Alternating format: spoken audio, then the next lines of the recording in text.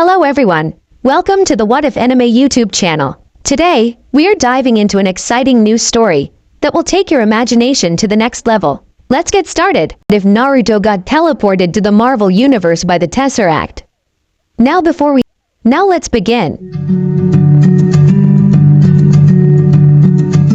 The year is 1996.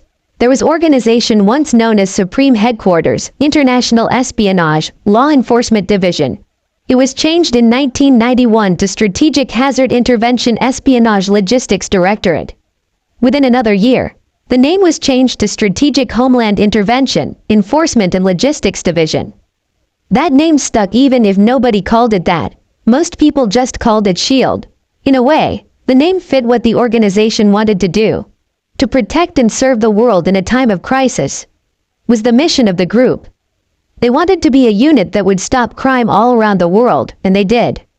SHIELD was formed shortly after World War II as a successor to the Strategic Scientific Reserve, SSR, an allied deep science agency which fought against the Nazi-sponsored Special Weapons Division Hydra during the war.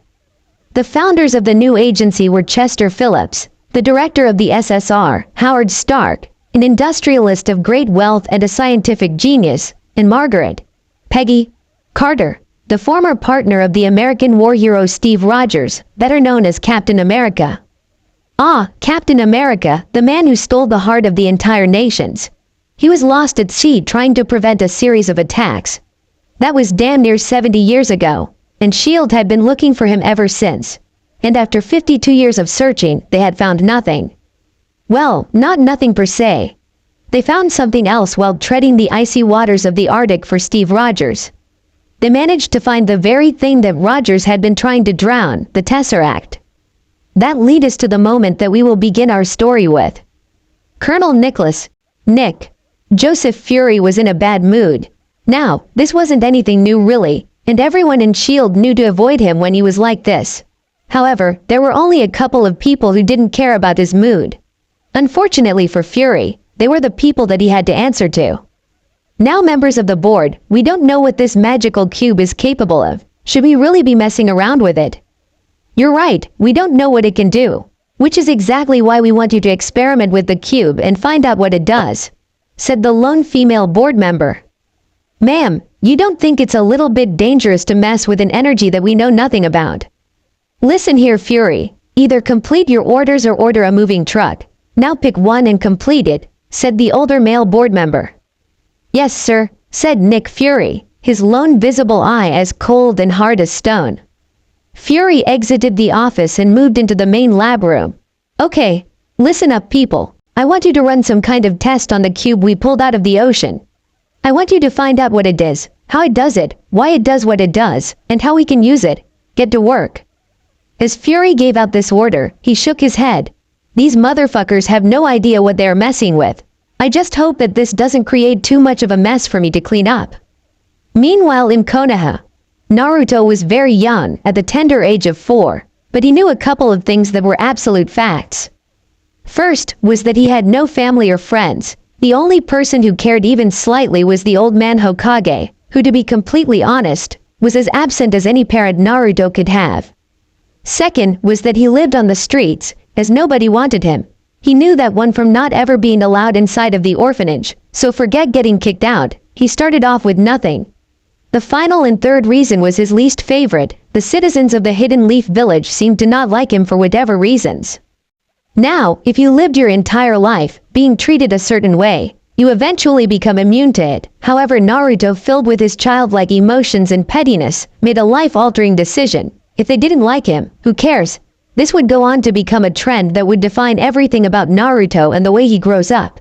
So that is what led to this peaceful Sunday in July into a mob. This is where we begin the story. Naruto was on his way to his mini cardboard fort, the one he had built in the alley next to the bakery, so that he could get first dibs on any and everything that was thrown out from the Yummy store. He was headed home after he managed to sneak into the library and steal a bunch of scrolls on how to be a ninja. You had to be something called a Jonin to get access to the scrolls, but Naruto was very sneaky. He had stuffed the scrolls into the many pockets that were on the inside of his pants. He used those pockets for whenever he stole something. because nobody knew about them and they only ever made him turn out his outside pockets. Also, with how thick his pants were, nobody could see anything inside the hidden pockets by just looking at Naruto. In his rush to get back to his home, Naruto brushed a young Chunin who was absolutely wasted from the party to celebrate his newly founded promotion to said Chunin level. Maybe it was the alcohol in his system, or it could just be that this guy, RWYA, was a bit of a dick, but the drunk teen used his ninja reflexes to snatch Naruto off the ground. RWYA looked at the struggling young blonde boy and with a slurred voice said, "What do you think that you are doing, brat? You bump into me, and then try to run off before saying sorry or begging for forgiveness. Who do you think you are? I am a Chunin of the Hidden Leaf Village, and you should show me some respect." Naruto's head snapped up and his eyes narrowed in anger and looked at the drunk teen and calmly said, "I barely touched you. I brushed against your legs. If you want me to say sorry, I will do so when you put me down." The drunk teen was seemingly enraged by this, and having seen enough, Naruto did something that he once saw a drunk do to another drunk, that had frozen the second one. Cocking his head back, Naruto gathered as much spit as he could and spat right into the drunk teen's eyes. The effects were immediate. Naruto was thrown down, and the RWYA tried to use his hands to rub the spit out of his eyes. Naruto, getting up from the ground, raced off, desperate to get home. Running through the streets, Naruto never realized that he was being followed by the angry ninja, who was following him from the rooftops. Naruto stopped running, mostly out of breath, and turned the corner into his alley and climbed into his boxes. Curling up into a ball, Naruto was ready to drift off to sleep, when a voice whispered from the edge of his mind, "Move, get out of the box," and Naruto didn't hesitate. Moving as fast as his tiny allowed, he scrambled out of his home and back into the alley, just in time to see a large fireball crash into his home, burning everything that he owed in a matter of seconds. Well, almost everything. He still had the stole scrolls hidden away inside of his pants. He turned around to see at the entrance of the alleyway was the same drunk Chunin as before. Naruto glared at him and said, "Why did you do that? That was my home and all of my stuff. What am I supposed to do now?" The ninja said nothing as he marched slowly toward Naruto. Naruto, in turn, began to back up, was getting scared, and when the ninja reached into his thigh pouch and pulled out a weapon, a kunai knife, Naruto gulped and then gasped as the kunai was suddenly inside of his palm, pinning him to the wall. Naruto felt white-hot pain shot all throughout his left arm as he tried to pull the kunai out of his left hand with his right hand. He turned to find the ninja standing mere feet away from him, looking at him with utter disgust. Naruto, with all of his might, ripped the kunai out of his hand and stood with knife in his hand and blood gushing from the other. He, in his tiny 4-year-old body, stood before the teen ninja and said, "I don't know why you burned my house down, nor do I know why you stabbed me, but I will get you back." RWYA sneered at the tiny boy and said, "I find that hard to believe, as young children don't survive stomach wounds. However, if for some reason that you do survive, remember the name RWYA, child. Grow to fear it and remember that I could kill you at any time I wanted for years to come." Naruto, puzzled by the stomach wound comment, was not all that surprised by the fact that RWYA lunged forward and stabbed him in the stomach. Naruto grabbed at his bleeding stomach and began to cry. With tears streaming out of his eyes, he watched the Chunin leapt onto the roofs and raced away. Naruto felt all of his strength leave him as he became dizzy and lightheaded. With blood leaving the gaping hole in his left hand and dribbling out of the kunai-filled hole in his stomach, Naruto knew that this was it. There wasn't much that he could do from here, as he didn't know how to treat this level of injuries, and even then, his medical supplies had gone up in flames. So, he did what almost any 4-year boy would do in that situation. He simply gave up. He leaned against the wall and slowly slid down it and looked up at the full moon. Seeing the clear sky, Naruto gave in and just sat there waiting for the end to come. He wasn't prepared for a flare of heat to rush off of his body. The heat boiled to the surface of his skin and Naruto felt the heat bubbly up on his skin, and suddenly, the hole on his left hand hissed as the skins, muscles, and bone all grew back, and Naruto howled in pain as his body overwent months of healing in a matter of seconds.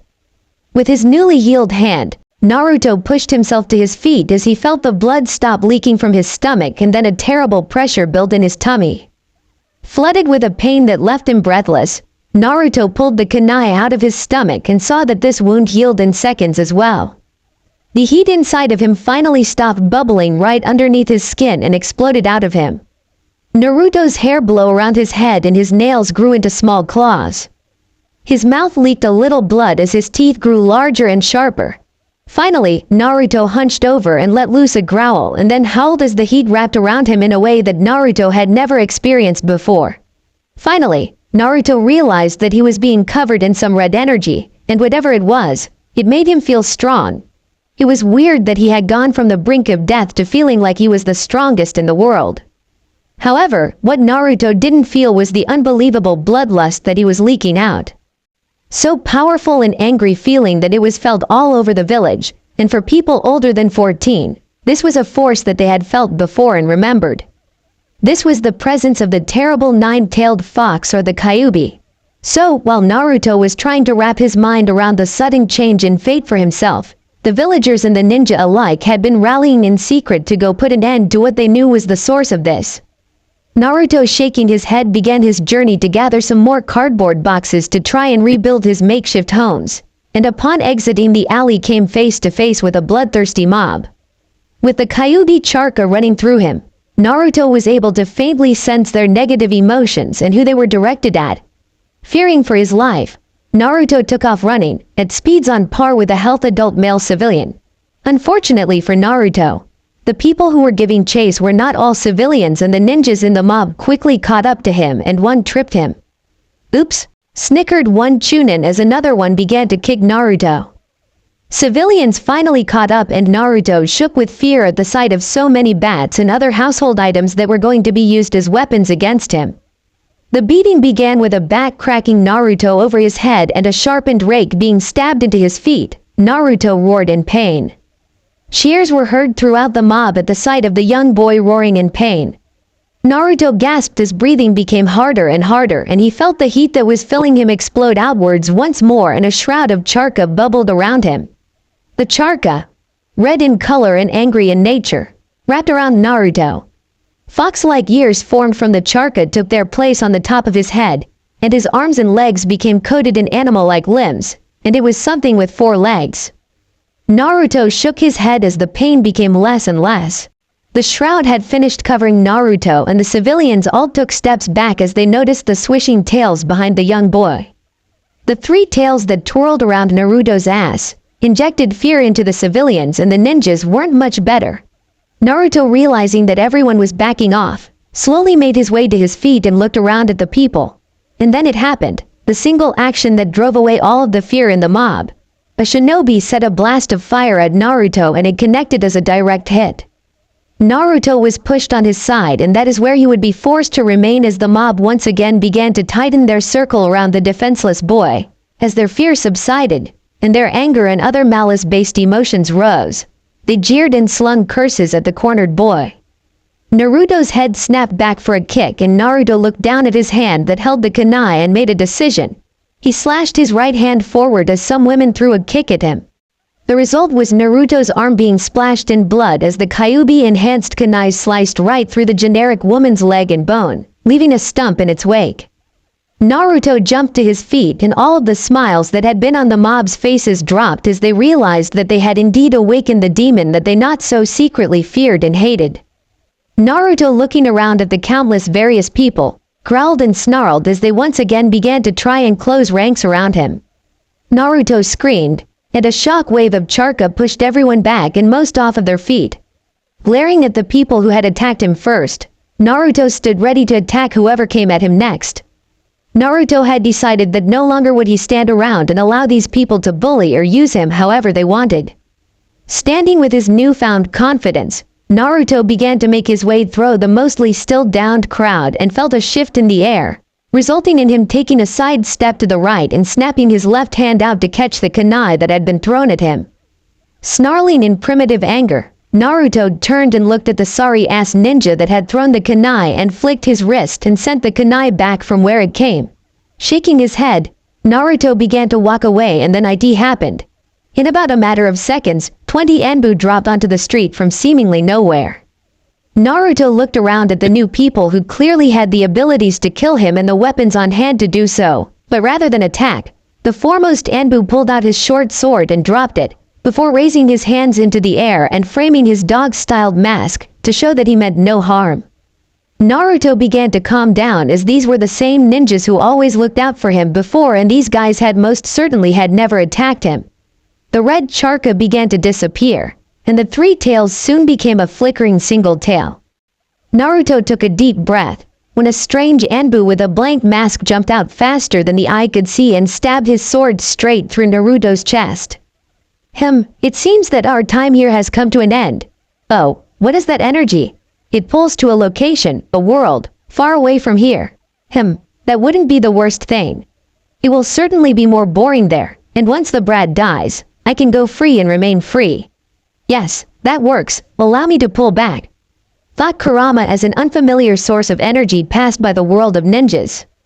Blood gushed around the entry of the life-threatening wound, and Naruto looked down at the handle of the sword that was buried deep into his chest. The single flickering tail of red charca exploded into a more solid set that were 4 in terms of numbers. The red shroud grew tighter and tighter around Naruto until it was like a second skin.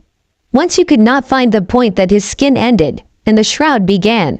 The shroud grew incredibly thick and tufts of fur grew all over the shroud.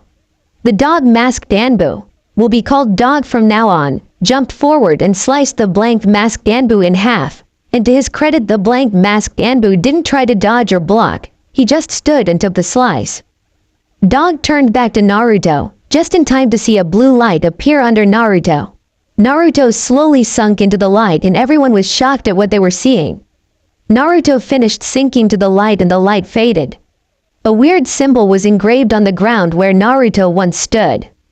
Nobody got to do anything before an ungodly killing intent flooded the village, and everyone, even the Anbu, were forced to their knees. The civilians started passing out like flying, and those that managed to stay awake threw up their stomachs. The Anbu that managed to maintain control of their body, just barely, looked up to see a sight that made them flinch in fear. I want to know why Naruto is no longer in the village right now. Thunder here is in Sarutobi, the third Hokage. When the Hokage asks something, no matter what the question and no matter the location, he usually got some kind of answer. But this time, nobody knew what to say, as nobody knew what happened other than Naruto disappeared in blue light. And that wasn't the best explanation either. Round them up, take them to their cells, and then I want each and every mind ripped open until I get some answers. If they are all brain dead in the end, I don't care, I want answers, commanded the Hokage. Naruto, where are you? I pray that you are safe. I will not stop looking for you until the day that I leave this world. Forgive me, Minato. I have failed you, and your legacy were the somber thoughts of the third Hokage.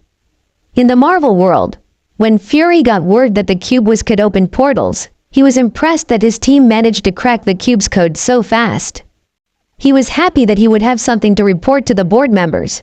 He was even happier when they said that they couldn't hold any portal open for longer than a couple of seconds. Failure wasn't a thing that he tolerated often, but in this moment with the unknown, he didn't need to be too successful, nor did he want to succeed at this moment. Sir, there is a new development with the Tesseract. It seems that portal has opened and hasn't closed yet, said one of his more trusted agents, Agent Martin. What on this earth could be causing the portal to remain open? Asked Colonel Fury. Agent Martin winced and said, Sir, that is just the thing. The portal is remaining open because of anything from this world. In fact, the portal is being held open by something on another world. We can't shut it off. Fury groaned and rushed back to lab, ignoring the running of his agents. He arrived just in time to see the portal expand slightly before it spat out a fox-like creature that was the size of a child and had 4 tails swishing behind it. His agents all pulled out their guns and pointed them at the creature. Fury looked around the room as the creature did the same.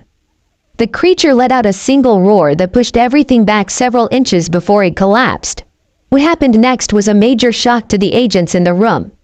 The 4 tails seemingly melted away, the fur sunk back into skin of whatever this thing was.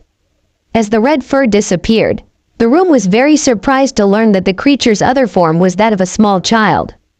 A small child who was covered in filthy and ugly orange clothes. The clothes were sliced and cut up all over, and the boy was leaking blood from several deep cuts. He was absolutely covered in blood from places where he seemingly had no injuries, The wounds that they did see hissed as they slowly closed on their own. The red-haired boy laid unconscious on the ground, and Fury cleared his throat as to draw the attention of his forces.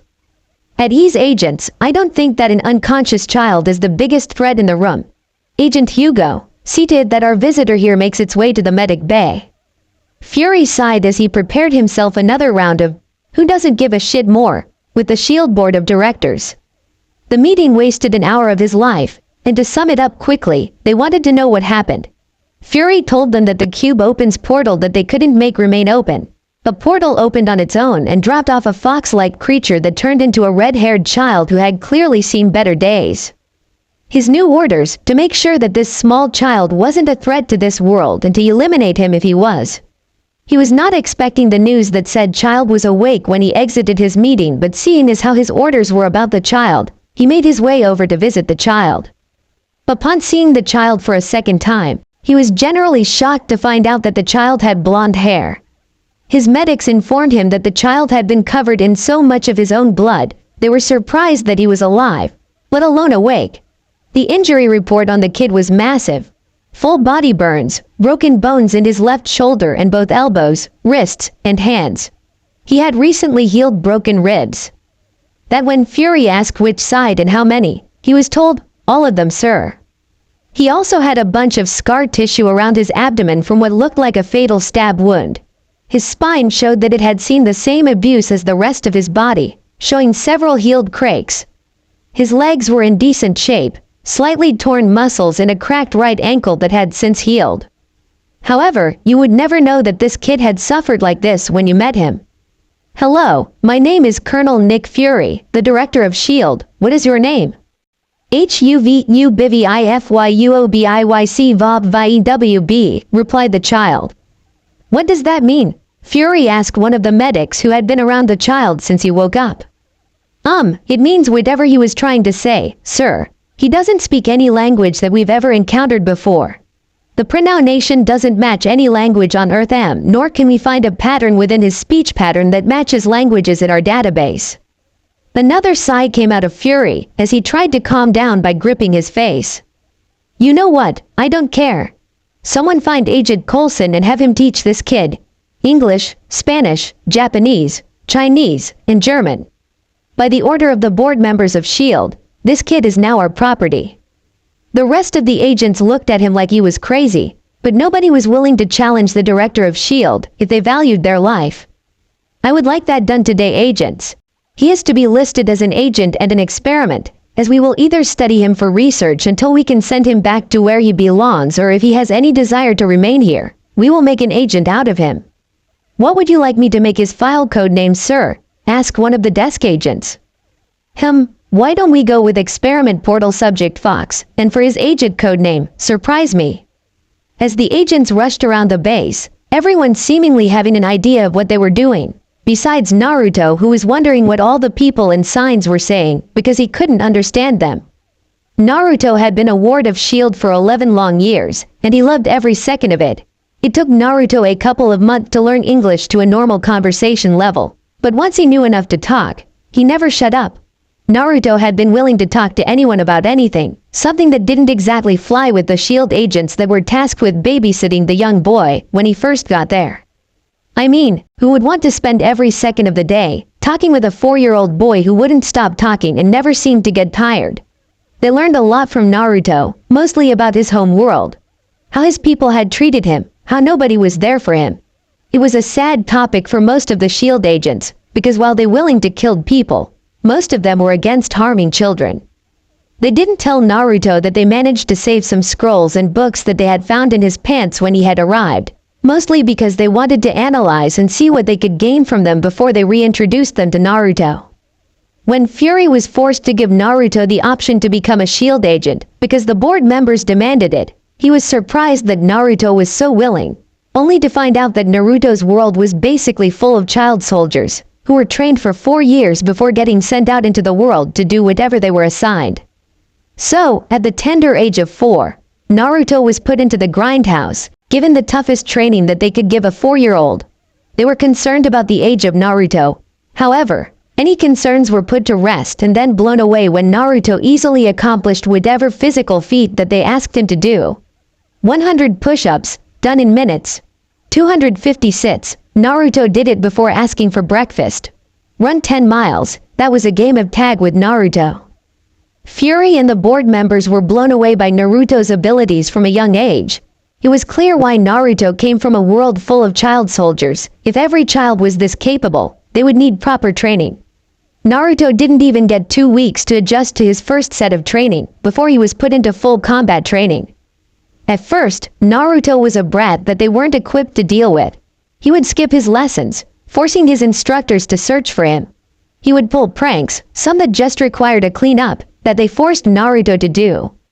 Others called some more serious damage that hurt the budget of S.H.I.E.L.D. So, one day while Fury was attending to some more hands-on level of fieldwork that required his memory, the board of directors decided that Naruto could use a bit of a tune-up with his mind. They wiped the memories of his home world and curbed certain traits of his behavior. Nothing too serious to be extremely noticeable, but after a couple of months, Fury realized that something was different. The argument was so bad, they wouldn't be able to air it on the news, but in the end Fury got his way. Present moment, for plot purposes, late 2006. He's late, said an angry male voice. Sir, he is a little bit behind schedule, but that's to be expected with the situation at hand, said a second voice, this voice being female. Do I look like I care about what the situation for him is? I said be here at 2 p.m. sharp. It is now 2:03. He is late, replied the angry male.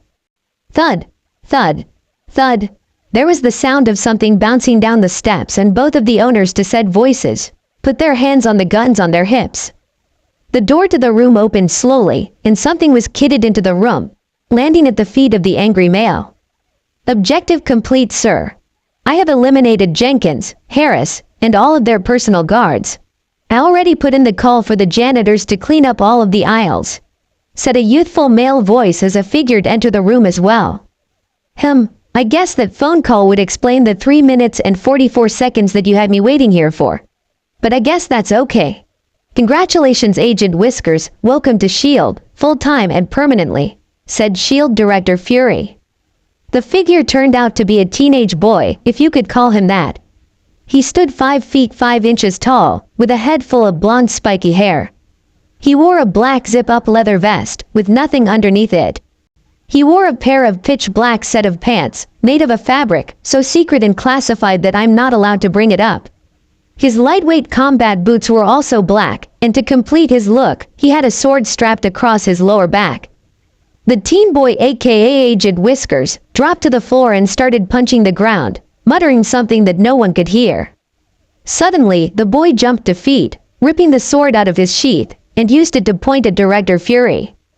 Fuck you, Fury. Today is your day of recognining. After today, you'll never be able to call me Agent Whiskers again, roared said Agent Whiskers, as he threatened to gut Fury like a fish.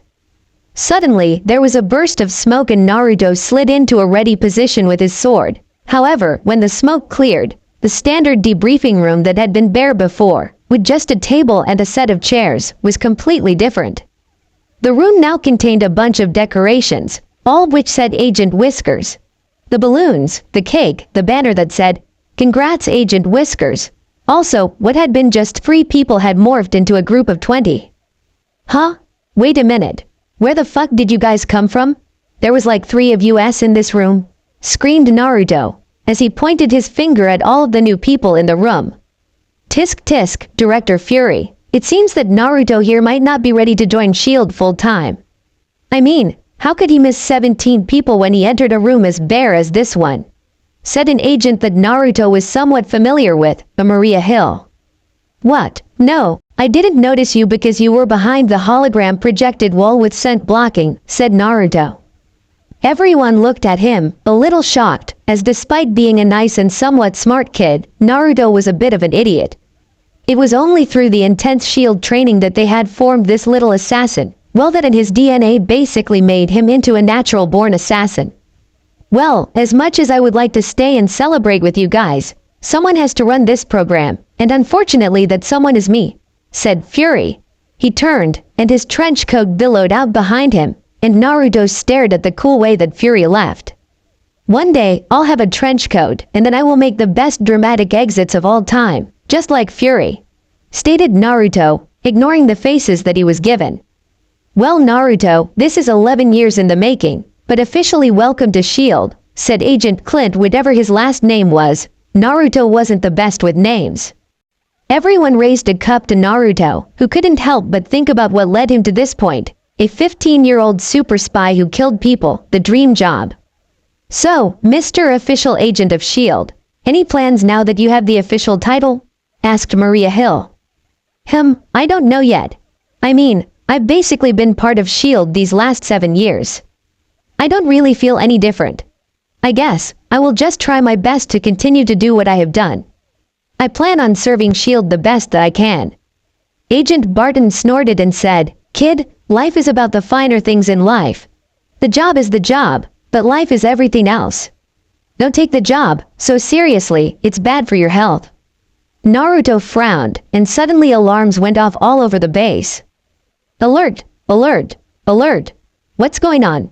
Asked Naruto, as he snapped into his professional mode, ready for any assignment given. We got a situation. It seems that our homegrown weapons maker, one Tony Stark, was attacked, hurt, and kidnapped, said Fury from the doorway. The S.H.I.E.L.D. agents snapped into the attention position, and Fury waved them off into a normal position. Agent Barton, Hill, and Whiskers, I want Stark found yesterday.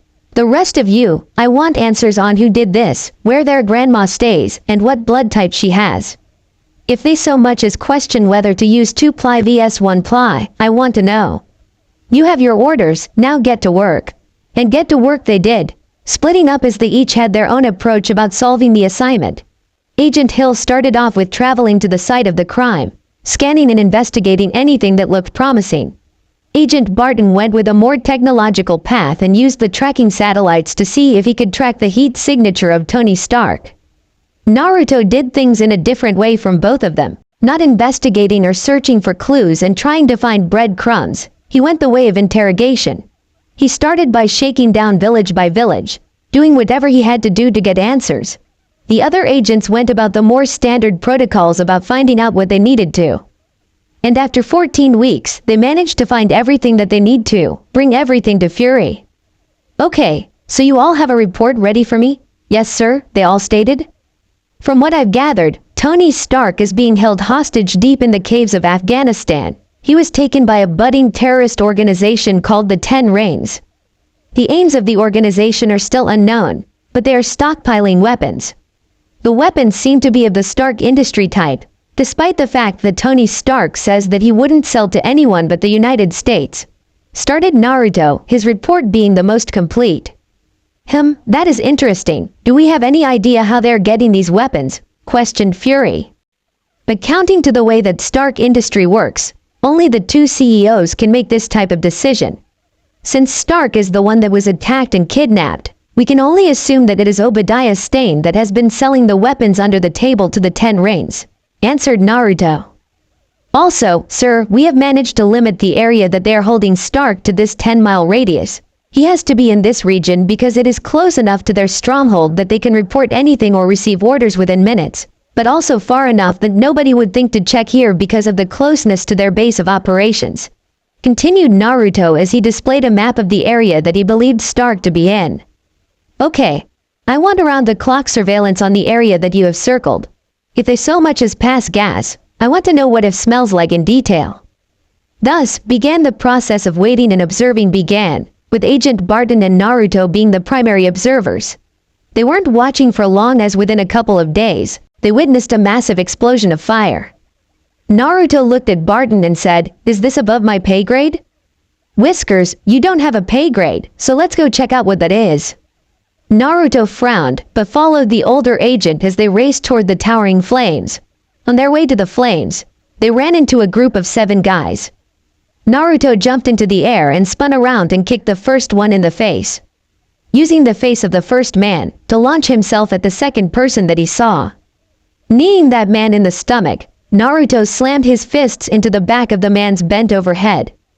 Naruto ran towards the next man, and at the last second dropped onto a slide. Taking out the feet of the third person that he fought, Naruto jumped up and slammed his knee into the back of the man's head. Ducking under a wild knife swing, Naruto grabbed the arm of the swinger and slammed his palm into the chest of said man, driving his elbow into the temple of the wheezing man. Naruto let go of the unconscious man. Naruto looked and saw Barton finishing off the final man of his three. "You're getting slow in your old age, Barton. Maybe you should consider retirement," teased Naruto. "Sure, I'm getting old whatever. I'm 29, sorry that I am not some 15-year-old super soldier. I had to wait until I was 21 to become an agent." Naruto got ready to retort when something blasted over their heads and crashed a couple miles away from them. "Did you see what I just saw?" asked Naruto. "A metal man falling through the sky," answered Barton. "Okay, I'm going to call this one in," stated Naruto as he opened his wrist communicator. "Omega 17, this is Whiskers. Do you have the dial up?" said Naruto as he used the coded language of S.H.I.E.L.D. "Hello Whiskers, the dial is up and the window is wide open," was the response that Naruto got from a generic agent. "I seem to have spotted a silver canary. Any advice on how to approach it?" Patches suggest approaching with caution, as canaries are weary of things that have whiskers. Naruto nodded to himself and said, "Okay, thanks Omega 17. Barton raised his arms and said, "What's the orders?" "We are to see what it is, approach with an investigation mindset, and capture if we believe that it is what we are looking for or something that we can use to find what we came here for." Barton nodded and the duo set off, racing towards the place that they saw the figure crash into. They saw a single figure walking in the distance, and then the roar of a jet overhead. Naruto turned to Barton and gave him the signal that it was time for them to disappear. They watched Stark get reunited with his friend, Colonel Rhodes. "Don't you just love a happy ending, Whiskers?" "Shut the fuck up Barton, you already know that we're going to hear it from Fury because Stark basically saved himself." Oh yeah, the duo started to sulk, as they had a long way back home. And home wasn't going to be a nice quiet place with Fury finding out about Stark. In a way they were wrong about Fury, he didn't yell at them. That made it all the worse for them. "So the two of you are telling me that Stark built himself a robotic super suit and managed to escape on his own?" Barton and Naruto both nodded in confirmation. "So which one of you was born at night?" Barton shook his head and Naruto raised his hand. What he didn't expect was for book to be thrown at his head. "Was it last night, Whiskers? You let Stark get picked up by the very people who lost him. Does that make any sense to either of you?" Neither of the agents had anything to say to that. "Get out of my office, the sight of you is testing my goddamn patience." "Oh, and Whiskers, your request forms for a new agent codename will be used to wipe my ass since you and Barton can't follow simple orders." Barton snickered, and Naruto groaned and hung his head. The group of field agents gathered in the lounge room, there was about 25 of them.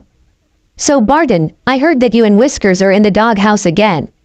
What did you do this time? Forget to spread the cream cheese on Fury's bagel this morning," said one agent Tompkins, a white man with brown hair and eyes. He was a generic white guy, average build, weight, and appearance. "I don't know Tompkins, how long has your wife been cheating on you with your partner Agent Davis?"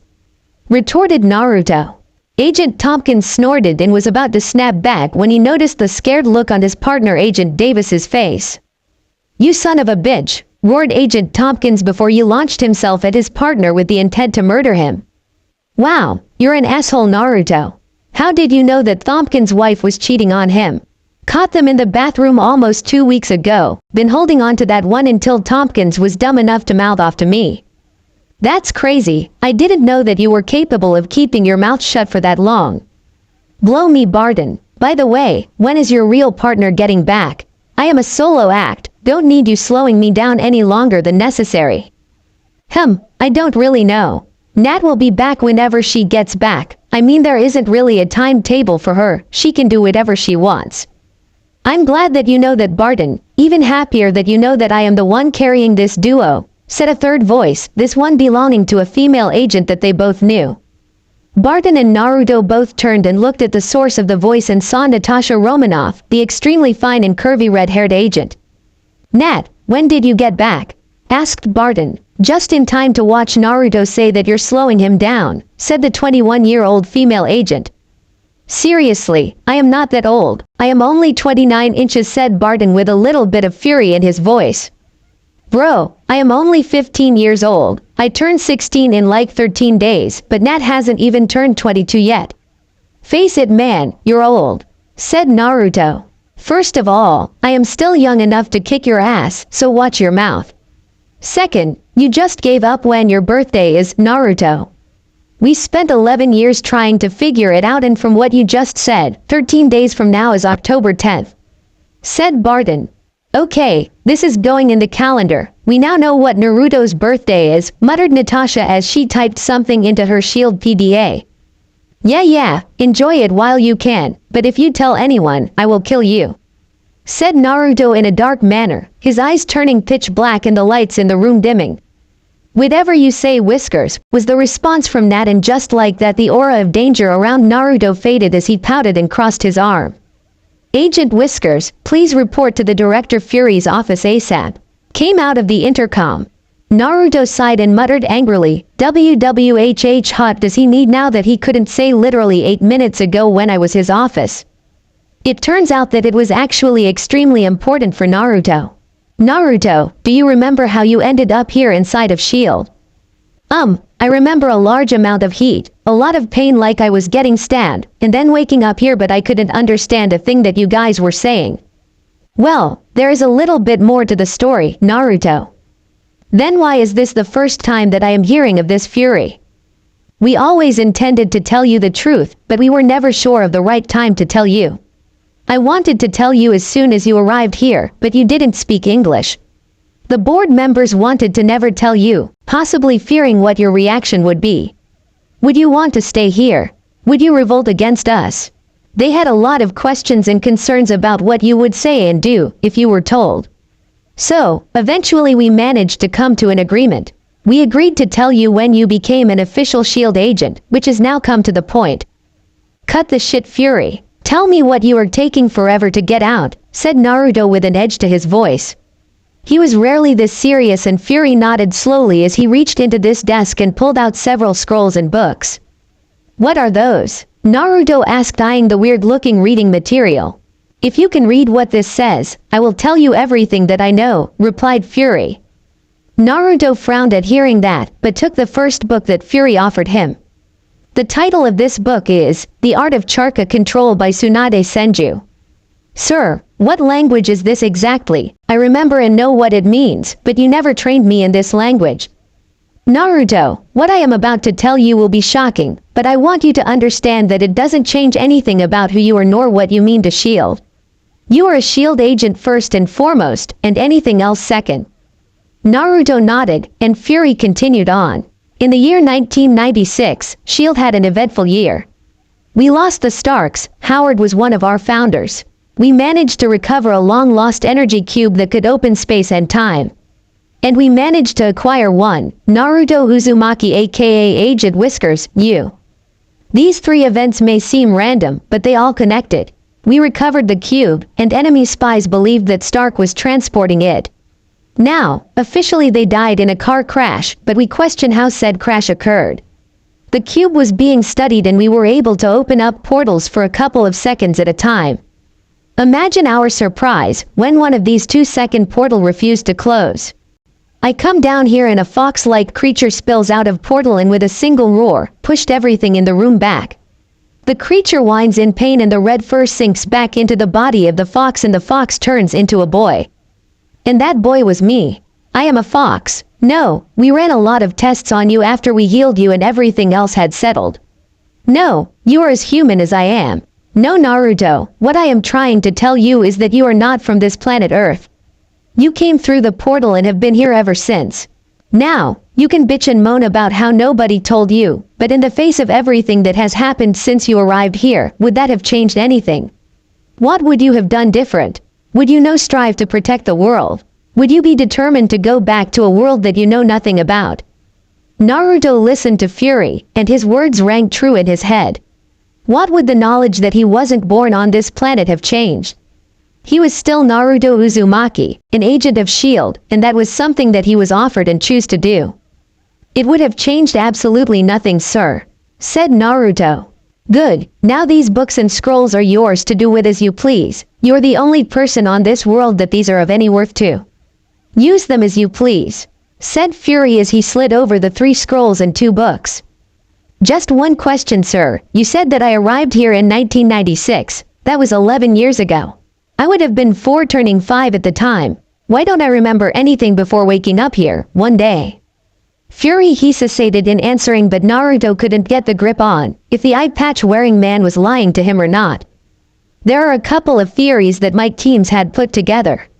Nobody really knows how the portals work, so we don't know if you were a baby when you fell into the portal or not. It could have been almost unbearable pain traveling through the portal. The resulting trauma could have caused you to repress the memories of any event before the portals. I don't really know, I didn't experience it myself. While Naruto was okay with the answer and was unable to tell if it was a lie or not, something deep inside of him could tell. The master spy is lying through his teeth. This could be the beginning of the end of this relationship, if I give it the right push. No, the time is not right at this moment. Let's just plant the seed of doubt for now. Naruto walked out of Fury's office with the reading material from his world. When he heard a whisper, it was so close, it was like it was inside of his head. He lied to you. He knows why you can't remember being a child in your world. He had always known.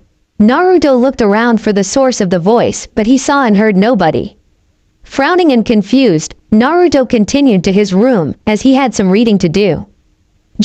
What was this chakra and what did it mean for him? How could he use it?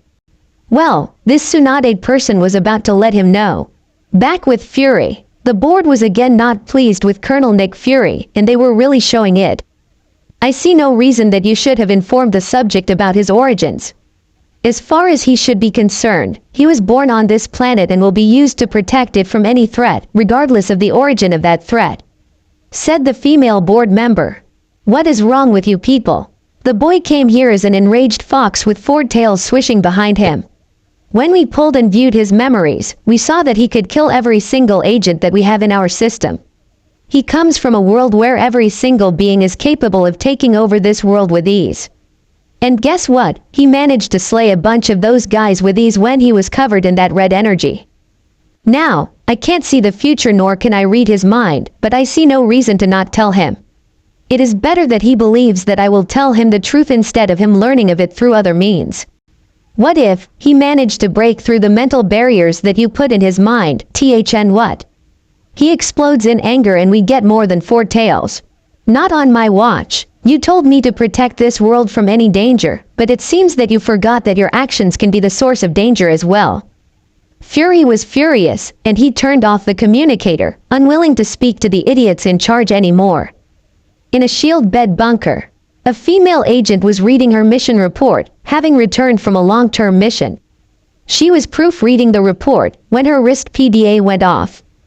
She looked confused at the fact that someone was communicating with her through this device, since it was a private line that few people had access to. Answering the call, she came face to screen with the board of directors for S.H.I.E.L.D. Good afternoon, agent. The time has come. Are you sure? Have we reached that point? Ma'am, as we have stated, the time has come. You are to get close to the boy, seduce him, make him love you, and make him loyal to the cause. The agent brushed her long red hair out of the way and nodded. I understand, members of the board. Good, do not fail us, agent. And just like that, she had a new mission. Sometimes it sucks to be good at what you do, but you do what you have to do. Naruto wasn't exactly a super smart guy, but he was capable of putting some things together. So, over the last 3 weeks, he had been given some personal time to study this chakra stuff from the books and scrolls. He had tried almost all of the beginner exercises on channeling chakra, and every now and then, he would feel a surge or a twitch of energy inside of his body, but nothing too serious. The progress was slow, but also had its pros to go along with the massive con that was time consumption. It was clear to Naruto that this was something that he would need to train over a long period of time. However, his body had reacted to this chakra flowing through his body. He had grown 3 inches in 3 weeks and packed on another 20 pounds of muscle. That meant that he stood at 5 feet 9 and weighed 190. A somewhat big upgrade over his previous 5 feet 5 height and 145 weight. And if Naruto was being honest, he didn't have much to complain about with the increase in height. On the other hand, there was one thing that Naruto was willing to complain about. Naruto never knew clothes cost so much when you were paying out of your own pockets. But he was physically stronger, and he felt faster. Despite the extra weight, he still wasn't some muscle-bound guys. He retained his slimmer build, as the weight and height balanced out. Sooner rather than later, all of his personal time was up, and he was due back at S.H.I.E.L.D. And it turns out that he wasn't the only thing to change. Naruto, I want you to meet Agent Wagger. She was a call-up agent from our reserves pool while you were away on your private time. She has performed well enough that she will continue to be one of our active agents until we can find you a more permanent partner. Fury told Naruto as he introduced him to a very beautiful girl. She had perfect creamy skin, green eyes that grabbed your attention, and mid-back length red hair. Nice to meet you, Naruto. My name is Samantha Wagger. You can call me Sam or Agent Wagger if you want. I am excited to partner with the youngest S.H.I.E.L.D. agent in history. You're quite the well-known agent. Naruto blushed, not used to any type of praise from strangers, and said, thanks, my name is Naruto Uzumaki. You can call me Naruto or ****. It is a pleasure to work with you as well. Fury shook his head and Agent Wagger asked, I didn't hear part of that. Can you repeat it? Naruto didn't say anything, and things became a little awkward until Fury sighed and said, the guy, who wouldn't speak all of a sudden, name is Naruto Uzumaki and his codename is Agent Whiskers. Now I have shit to attend to, so don't make a mess of anything while I am away, Naruto. Fury left, ignoring the glares from Naruto as he walked away. Naruto's eyes would light a fire on the sun, that's how much anger was in them. Agent Whiskers is something that was assigned to me when I was 4 years old. It kind of stuck because of the whisker marks on my face, and Fury refuses to go through with my request forms asking for a new code name. I think it's cute. You can have a basic code name like the rest of us. Again, Naruto turned a certain shade of red and Agent Wagger giggled at the sight of a red Naruto. Suddenly there was a knock on the open door to the training room that they were in. Knock knock, it is one Agent Romanoff, said Natasha as she entered the room. Agent Wagger didn't like the way that Naruto and his attention were immediately drawn to the other red-haired beauty. Hey Nat, what are you doing here? Asked Naruto. Well, I heard that you had gotten back from your little trip and wanted to see how you were, said Natasha. Well, I think that I am in as good health as I've ever been, replied Naruto. Tell me about it. You're about 3 or 4 inches taller. And you look more solid than before, as if you put on some weight over these past 3 weeks. Commented the original Russian red-haired agents. Yeah, I guess I am a little taller and put on some weight over the past 3 weeks. It's been a little weird because it kind of came out of nowhere. I just kind of grew. You look good, commented Natasha as she gave the slightly younger agent a once-over. Thanks, but I've been a little rude. This is my new partner, Agent Wagger. Natasha turned to look at the other redhead female agent for the first time before she dismissed the other female and turned back to Naruto. Hey, Bird Brain and I are headed out to lunch. Want to come with us, Naruto? I'm fine, said Natasha. Naruto chewed it over in his mind and said, sure, before turning to his new partner and telling her that he would see her later. Both of the real agents of S.H.I.E.L.D. left, never noticing the scowl that appeared on Agent Wagger's face. Jesus Naruto, you take 3 weeks off and you come back taller, heavier, and hungrier. I would hate to be paying this bill, said Barton as he looked at the several plates stacked in front of Naruto. What can we say, Barton? Our baby has grown up before our very eyes, commented a taunting Natasha. Naruto finished his current burger, 3rd total, and scoffed. Please Nat, you're like 4 years older than me and Clint over here is the only old person. Fuck you, Whiskers. I'm 29. How many times do I have to repeat that to you? I don't know. How many times until you can actually speak it into existence? Besides, even your name is kind of old, Clint. That sounds like an old grandpa's who plays bingo and makes his own soap name. Nat, please tell me that you think that Fury would forgive me for killing this whisker-covered little shit, pleaded Barton. Maybe. Fury spent 11 years turning this kid into a nearly perfect agent. I don't think that he would be pleased if you killed him. Naruto isn't as expendable as you or Barton. Sorry, but old-timers such as yourself don't have the value like you used to. Barton slammed his head into table and groaned as his partner made an old joke as well. So, anything interesting happen while I was gone? 3 weeks of radio silence and 0 mission reports or analysis has left me without a clue as to what has been going on with S.H.I.E.L.D. or anything. I don't know. I don't think that I remember anything. My old age must be catching up to me, replied a snarky Barton. Your words, not mine, Barton. I guess age brings a level of self-awareness that youth just lacks, said Natasha as Barton threw her the 1 millionth dirty look in their partnership. She of course ignored it like always before addressing Naruto. The biggest event that has taken place in your absence is that Tony Stark had decided that Stark Industries is no longer just a weapon manufacturing company. So, what he decided to branch out. That isn't so bad, nor is it noteworthy. Plenty of companies do that. It happens sooner or later with most companies that only make one type of product, commented the blonde. Barton shook his head. Now that would be a normal thing. Stark Industries deciding that they wanted to make more than just weapons. But what Nat here has forgotten to mention is that right now, they are not producing anything.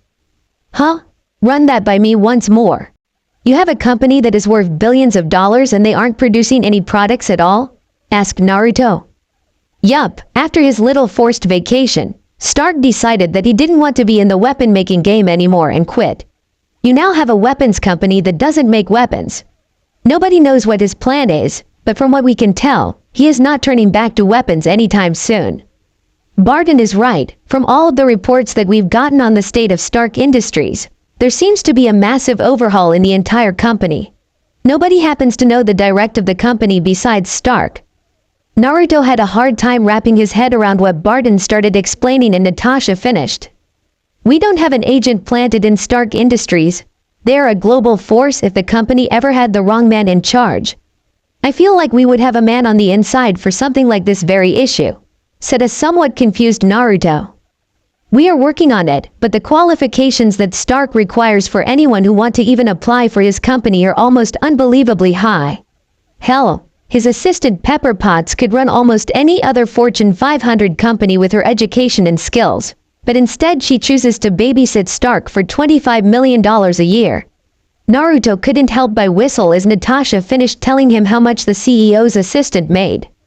Jesus H. Christ, if the assistant makes that much, how much does the big guy in the wheelchair make? Asked Naruto. Barton looked at Natasha, who nodded, before grabbing a napkin and wrote down a fairly long number. He finished and pocketed his pen before he slid the napkin over to the young blonde S.H.I.E.L.D. agent. You got to be shitting me. There is no way the guy makes this much, exclaimed Naruto. Natasha and Barton both nodded and Naruto collapsed back in his chair. Tony Stark makes $22 billion a year. You guys ever think that we choose the wrong career path? Asked a somewhat sulking Naruto. If it makes you feel better, Stark has to pay almost 37% in taxes and from the rest of the leftover money, he has to pay all of his employees, said Barton. It kind of does, but at the same time makes me question the entire economic setup of our country. Why, Naruto? As cute as it is to listen to the three of you bitch and moan about how much money you don't make, I need the three of you to get off of your lazy asses and get back to work. Naruto, you will be joining Agent Romanoff and Barton on this assignment. Your new partner has to pass some new S.H.I.E.L.D. protocols before she is allowed to do more than fill out your paperwork. Now, get to work, and bring me some of that pecan pie. Naruto had 3 slices of. Called out Fury through the wrist communicator that they all wore. Well, break time is over, boys. I will bring the wheels around, said Natasha as she got up and left to get the car. A waitress came over and dropped off the check, handing it to Barton. Naruto looked just about everywhere but at the older male agent. Barton kicked Naruto under the table and said, "Didn't Nat say that she was going to pay?" "Hey, wait a minute, you're right. She did say that she was going to pay for lunch. Hell, that is the entire reason that I came," exclaimed Naruto. Barton opened the bill and saw the 3-digit number that was very close to being a 4-digit number and would certainly reach it with a normal tip of 15%. That is what I tip, by the way, 15% unless the service is amazing. I can't afford this, said Barton as he felt his wallet deflate at the sight of the bill. I can pay for this either, I don't even get paid, said Naruto. What? Yes, you do. I've seen the direct deposit slips with your name on it, replied Barton. What the hell is direct deposit? Asked Naruto with a very confused look on his face. Are you kidding me? Shield made you into some type of super spy? But nobody told you what direct deposit is? Get out of my face. I can't deal with your sheer stupidity right now, said a somewhat annoyed Barton. Naruto frowned and got up and turned towards the exit. With his back to Barton, Barton didn't get to see the confident smirk that stretched across Naruto's face. He exited the expensive dinner and hopped into the backseat of the car. Hey cutie, there is a seat up front with the big kids. You know, that right? Asked Natasha in a teasing tone. I think I will let Barton take the front seat today. He just spent a small fortune paying for the food. Natasha shook her head and said, I don't know which is worse, that I left my card on file and the food is already paid for, or that he really fell for that I don't get paid scheme. You fooled me once with that. I would sooner fall in love with a KGB agent who is trying to kill me than fall for your tricks. What me? No, never. Natasha wasn't buying the false innocence of Naruto. Just then Barton hopped into the cart with a massive smile on his face. You guys are never going to guess what just happened with the bill and the dinner. Naruto and Natasha both exploded into a mess of laughter, leaving Barton confused. As it turned out, the mission that the three of them were given was a total snooze fest. The three of them worked in a rotation. One of them would watch Tony Stark, who seemed to be on his way to perfecting the metal exoskeleton suit that he used to escape the Ten Rings terrorist organization. They watched the extremely rich man run through several prototype suits and literally get some revenge on the group in the Middle East. Nothing too interesting really. Rich boy was making suits that could kill people. Sounds like something a weapons company would make. Another one of the three of them would now get to spy on some guy named Bruce Banner, who 5 years ago suffered something in a radiation explosion and gained the ability to turn into a massive green unstoppable force of nature. That would be interesting to see, but none of the three got to see that. No, Banner decided that he was all about peace and love, meaning that the man who could turn green and break a city was determined to never get mad again. So, instead of getting into thrilling fights, saving lives, or assassinating threats, they got to watch a guy attempt to work at Starbucks and attend yoga twice a week. And the final one of the three, the one who wasn't assigned to Stark or Banner, got to watch Jane Foster. No, allow me to correct myself. Fine-ass Jane Foster. For some reason, a woman who could have been a model decided that science was the way to go, and Naruto was glad that she made a weird life choice. The assignment for this one was watch Jane Foster watch the sky at night.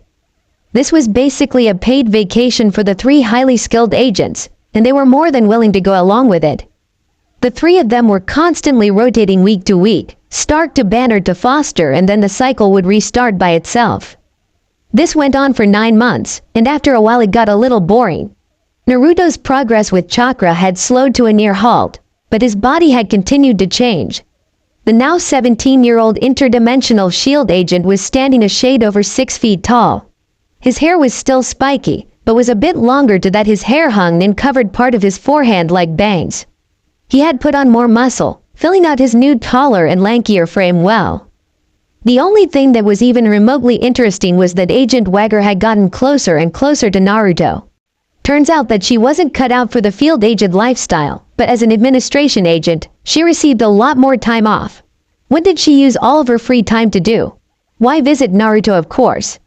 Because when you are a drop-dead gorgeous 24-year-old female, you apparently have nothing better to do other than visit a guy who didn't have but a couple of minutes a day for you. So, this is your job. You're just sitting here looking through that telescope at that girl, commented Agent Wagger.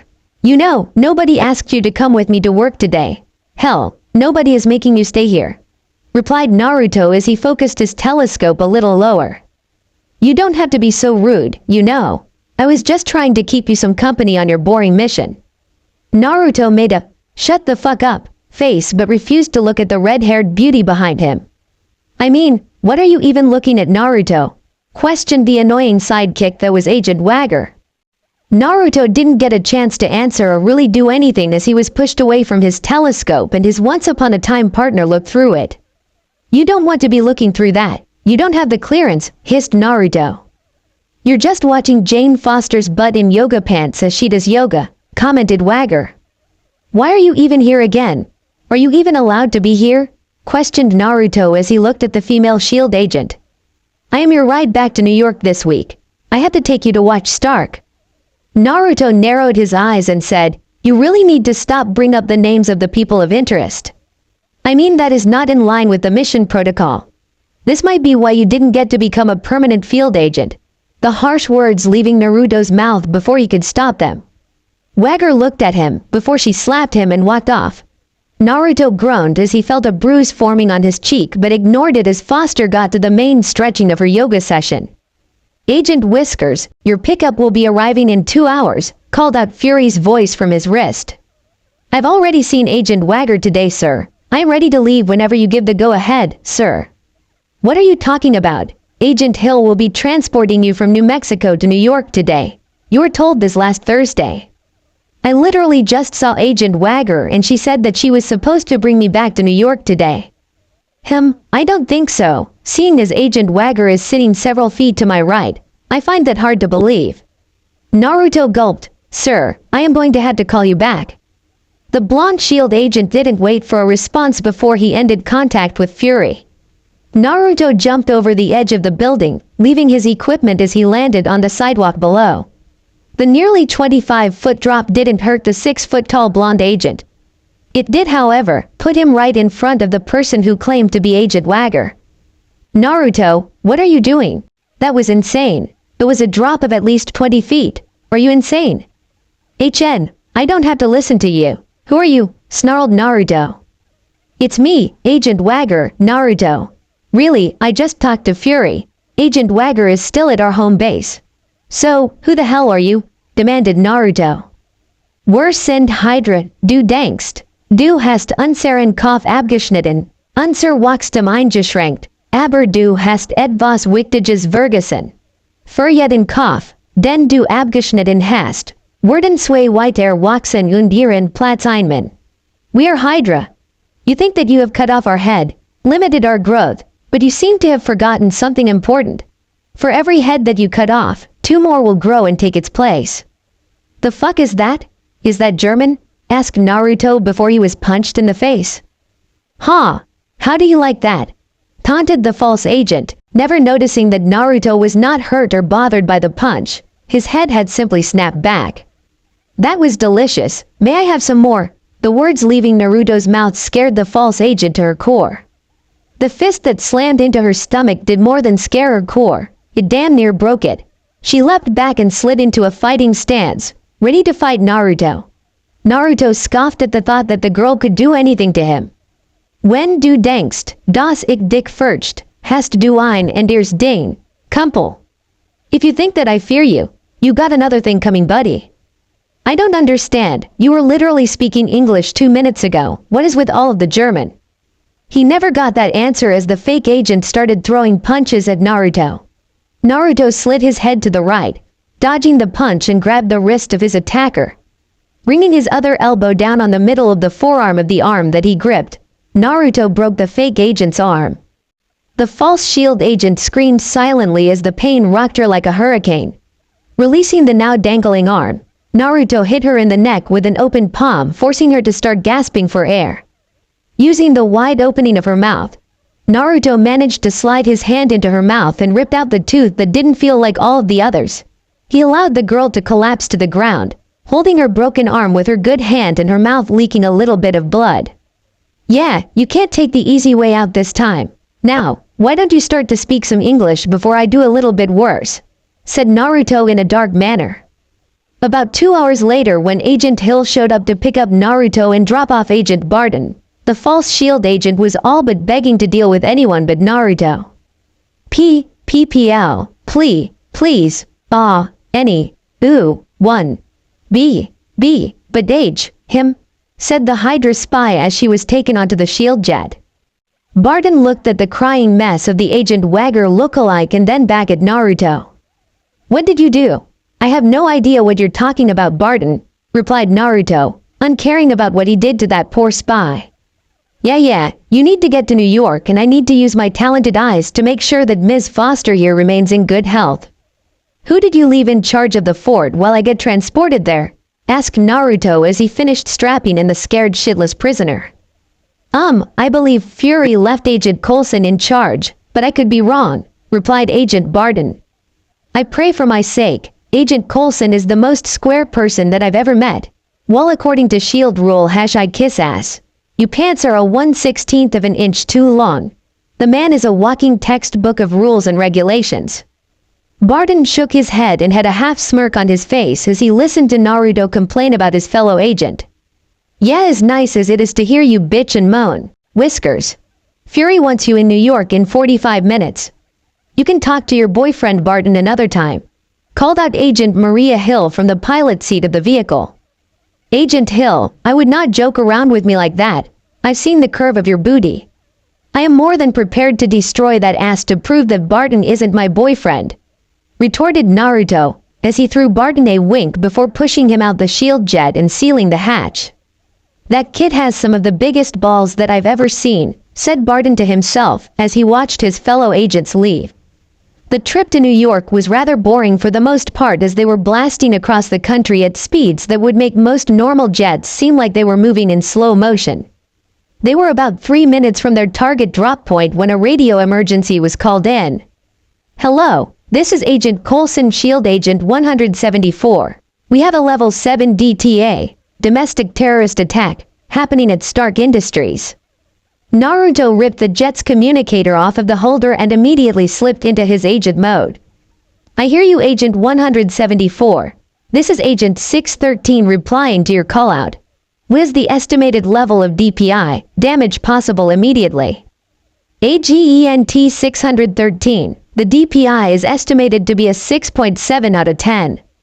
Naruto winced and looked at Agent Hill, who had a sick look on her face, and he mouthed to her, "What is our ETA?" She held up 2 fingers as their speeds came very close to hitting 4 digits.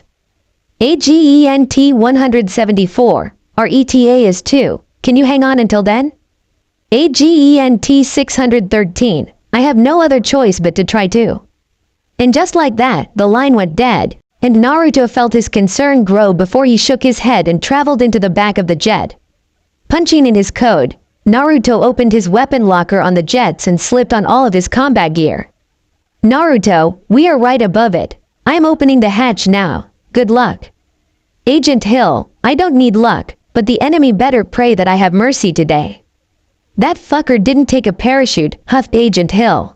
And just like that, Naruto jumped out of the back of the jet, free falling through the air as he looked for whatever was the source of the attack. Looking down as he got closer, it became a little hard to miss, the giant robot suit swatting at the other robot suit. With trained skill, Naruto pulled his sword off of his back and held it with both hands pointing downward as he got closer and closer to the ground. SSSSSSFFFF. Naruto's sword didn't slice into the bigger of the 2 robot suits as he had planned. The sword barely managed to slice in an inch before it snagged and pulled Naruto to a halt as it became trapped in the suit. The man in the suit reached around and pulled the sword out of his back and brought it around to the front of his body, bringing Naruto along with it. What in the hell are you doing here, boy? Where did you come from? Asked the old bald man in the giant suit. Naruto never got to answer as a smaller red and yellow version of the suit came and blasted energy at the bigger suit. The giant silver-suited man tossed Naruto to the side as he countered the yellow blast of the red and gold robot.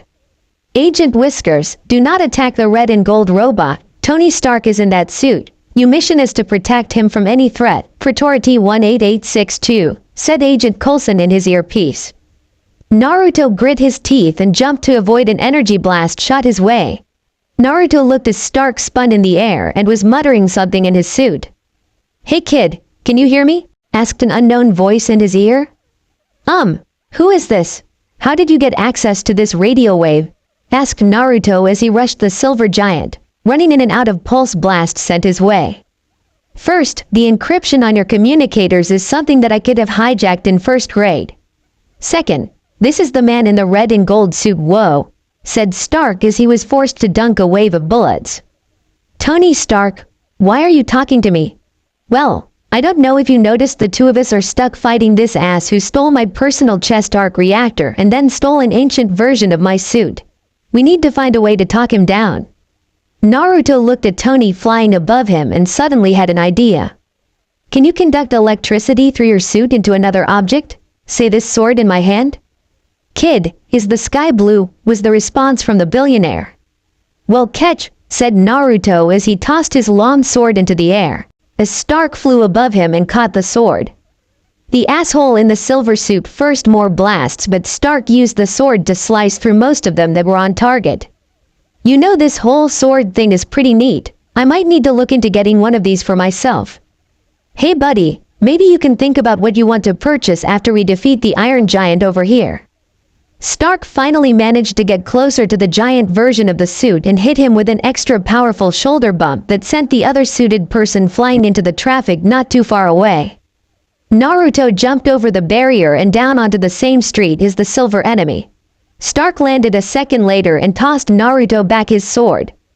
Naruto slid the sword back into its holder across his lower back and watched the giant suit pick up a car and threw it at Stark. Stark caught the car, straining his body in the suit. Sir, you must put down the car at once. The arc reactor is now at only 19% strength, sir.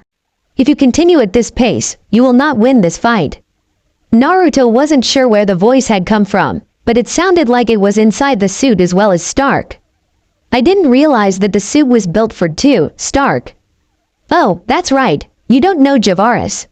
Javaris, this is some brat. Some brat, this is Javaris. The giant suit ended the conversation then by kicking Stark out from under the car and throwing the car at blistering speeds at Naruto. It was upon him before he could do anything other than brace himself for a painful death. Suddenly, it was like an explosion of energy inside of Naruto. He felt it pulse from his stomach and spread all throughout his body, filling him with renewed energy and strength. He arrived at his body and with instinct to allow. He threw his hands out and grabbed the car, bring the momentum of the car to a halt. He placed the car on the ground and watched as it sped off. Kid, is there any reason that you're glowing blue? I don't know what you're talking about, but get him back to that rooftop so we can end this. Oh, you have a plan? I usually don't let other people plan things for me, because you can only trust people smarter than you, and there isn't anyone smarter than me. Meanwhile, in the middle of nowhere, Brazil, Bruce Banner had finished patching up the last of his patients for the evening and was closing up his pop-up office when he sneezed extremely violently, causing his eyes to flash green and Natasha from the mile away in her surveillance car to narrow her eyes. Huh? I wonder what that was about. I guess someone was talking about me. Hope only good things, muttered Banner to himself. Back at the plot. I don't care what you think. Get him to the roof and then you can question how smart I am later. You don't have to be so mean, kid. I am start to bring him around back towards the Stark building now. Be ready. And ready Naruto was, as he climbed back onto the rooftop. He was looking out for Stark, hoping to team up with the asshole rich man who was fighting the same guy as him. Eventually he did spot Stark, only the silver-suited man was above to pile drive him from the sky into the rooftop. Naruto was unable to do anything as Stark was forcibly slammed into the roof, but wince and prepare himself for an all-out assault. Stark groaned and Naruto was pleased to hear that the man was still alive, but was not pleased to hear that his chest arc reactor was down to 3%. Break the mask of this guy and his suit will be nearly useless without the guiding systems in the mask. Will do, but Stark, sit this one out unless things are going very poorly for me. Stark didn't reply to Naruto, but he did roll away slowly, so Naruto took that as an agreement. Reaching into his side pocket of his vest, Naruto pulled out a single-use tiny EMP and attached it to the end of his sword. Feeling the strong energy still pulsing through his body, Naruto rushed towards the silver man. Naruto ducked under a swipe of the hand, before jumping onto the arm and using it as a springboard. Jumping over the suited man, Naruto twisted and slashed his sword across the mask of the silver man. The mask short-circuited and was forcibly ejected and Naruto finally realized who they were fighting. As he landed a medium distance away from the form of the giant silver suit, Naruto came face to face with Obadiah Stane. You fucking brat. Do you have any idea of what you've done? You managed to ruin a one-of-a-kind suit, the greatest invention of all time. It was made by yours truly, screamed Stain.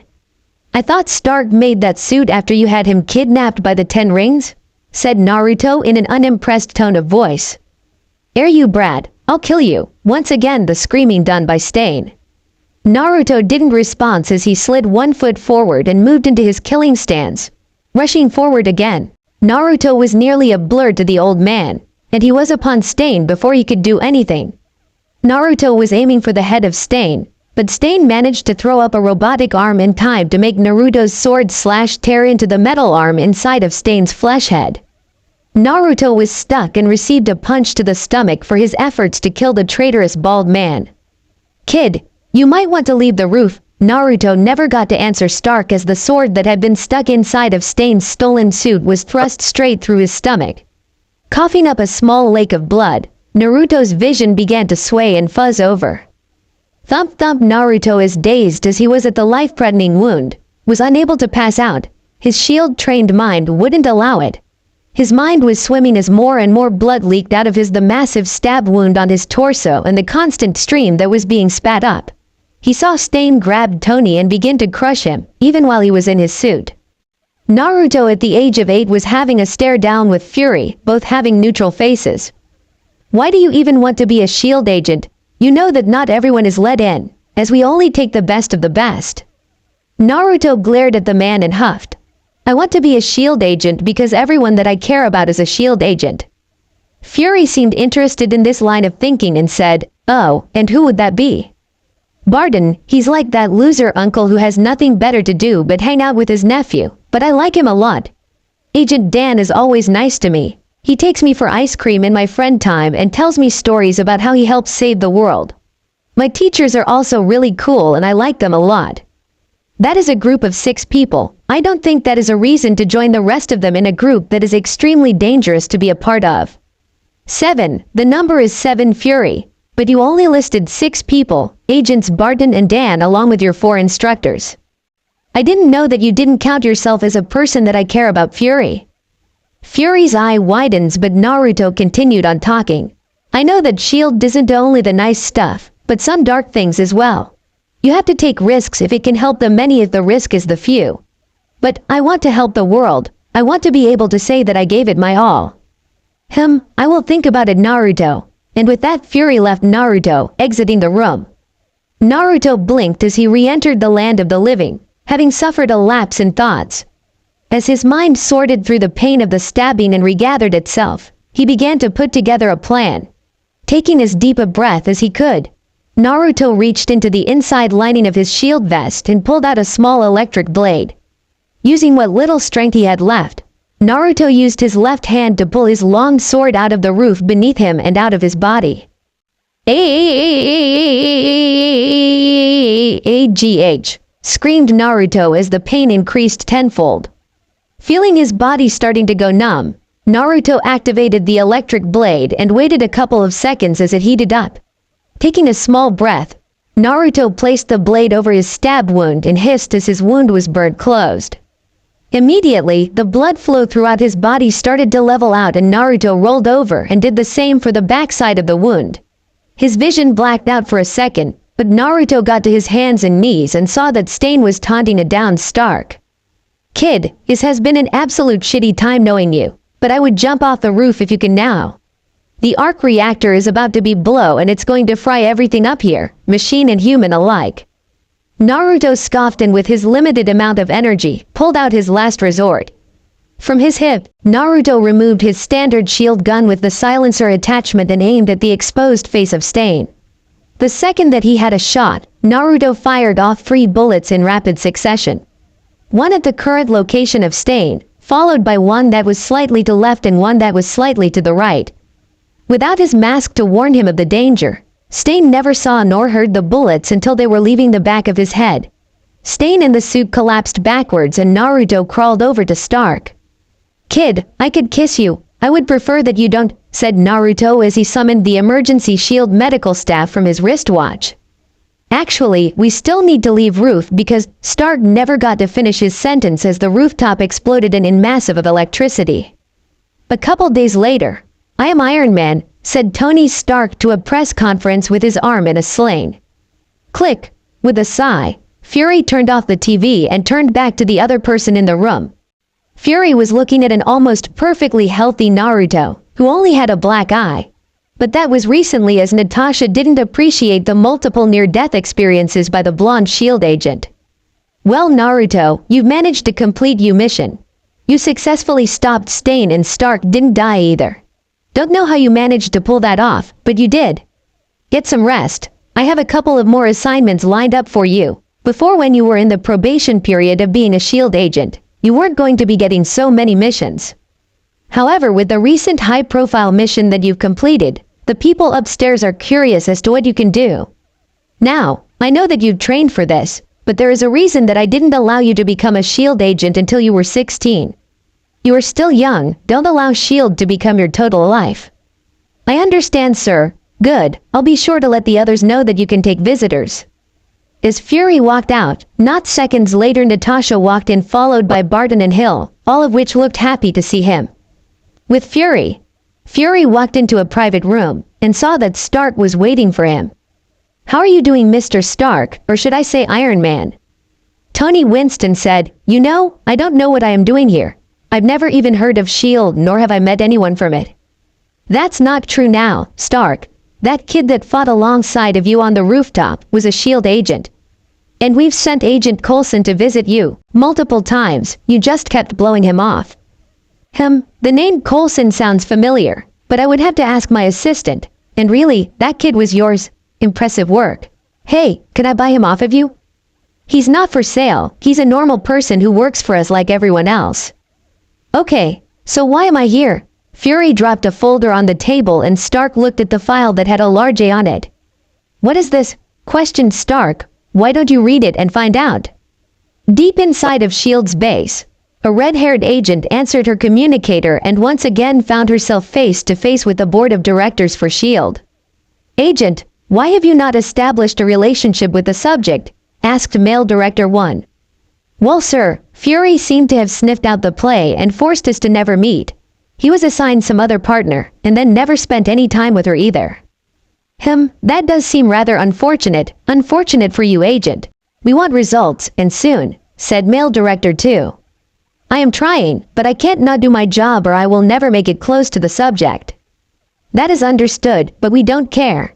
Either find a connection with the subject or we will be forced to take more drastic measures, Agent, said Male Director 3. Understood, said the red-haired agent. Good. Do not disappoint us again, Agent, said the lone female director. A grunt was heard, 79, another grunt, 80, another one. 81. There was no grunt this time as the man doing pull-ups looked towards the door to the gym opened and in stepped a figure. 82. The man doing the workout continued. So, you're just going to act like I'm not here? 87. The out of working continued with no signs of stopping. I get what happened to you wasn't ideal, but things like that happen. You can't avoid that type of stuff working in this organization. There was no response other than the guy doing the pull-ups continuing his count. 96, 97, 98, 99,100 inches. The figure doing the pull-ups dropped down to the ground and said, Listen, Clint, I don't know what you want from me, but I don't have time to talk to you. Really you don't have time to talk to me? Have an assignment? You know how Fury runs the ship here, Clint, non-stop working. Really? Because Fury has you blacklisted from taking any missions until you deal with whatever it is that you are going through. You can lie to everyone else. You can lie to yourself. But you can't lie to me, Naruto. Naruto glared at Clint, saying nothing as he didn't know what to say. Sit down, Naruto. You're going to listen to what I have to say. Excuse me. You heard what I said, Stark. Sit down. The forceful words of Nick Fury. Geez, no need to yell, muttered Tony Stark as he sat at the table that was in the room. You really are a pain in my ass, Stark, do you know that? Look, Fury, I have no idea what this is about, but I have places to be, money to spend, and women too.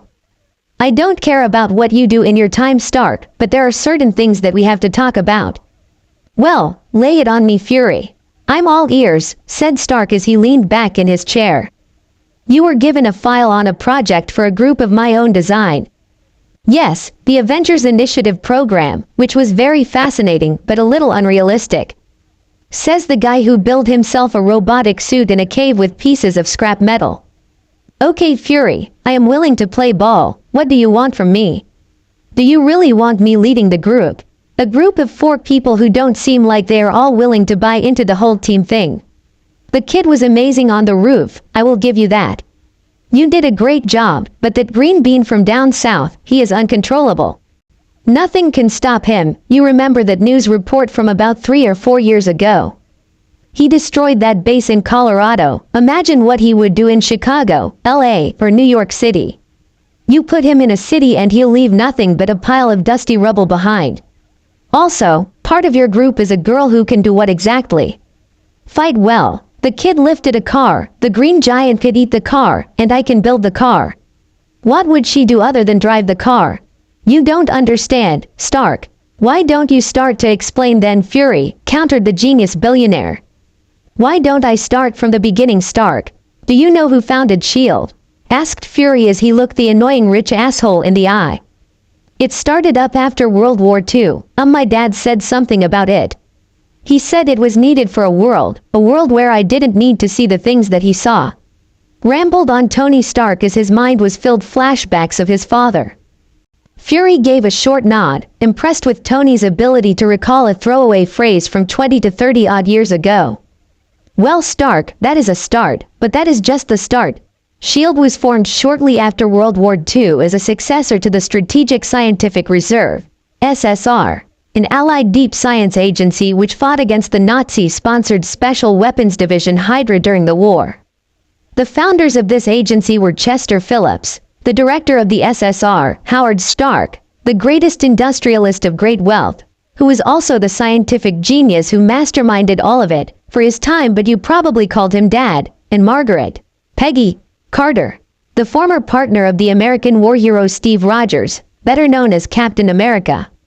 When Fury had started the history lesson, Tony had retreated into his mind, ignoring the super spy commander.